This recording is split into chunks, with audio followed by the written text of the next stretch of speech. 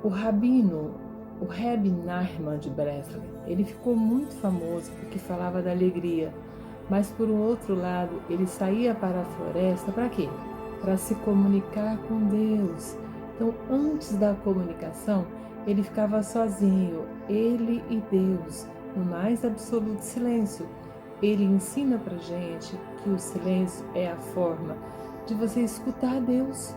Deus fala com você, mas aí você está tão ocupado falando, reclamando, fazendo tantas coisas e você não vê o sinal que Ele está te mandando. E no final das contas, às vezes você é obrigado a ter essa pausa, essa interrupção, para ver aquilo que Deus está conversando com você, através de pessoas, através da natureza, através de sinal.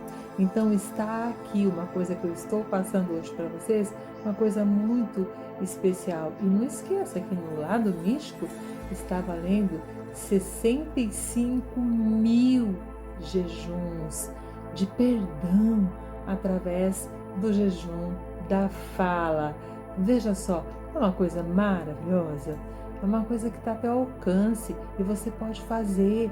Não é tão difícil assim fazer um jejum da fala, jejum do silêncio, onde você vai estar mais introspectivo, falando com Deus, falando com Hashem, falando com Adonai, entrando em sintonia com o sagrado. Eu espero que vocês tenham gostado deste simples, mas profundo ato de ritualística e que vai com certeza aprimorar aí o seu cérebro para estar aberto a receber essas conexões divinas de cura, de sabedoria. É muito importante, de conhecimento. Então, a partir de hoje eu gostaria que você se propusesse a estar tentando fazer o jejum da fala. E se te fizer muito bem, não só para o teu espírito, mas para o teu corpo físico, coloca isso aí como um costume na sua vida. E todo costume que agrega e que nos faz crescer e evoluir é maravilhoso. Muito obrigado por vocês estarem aqui me ouvindo. Se gostaram, volte sempre. Eu sempre estarei aqui para passar um novo ensinamento. Gostou de verdade? Curte, compartilha e comente. Isso é muito importante para a relevância do meu vídeo. Shalom Adonai e até o próximo.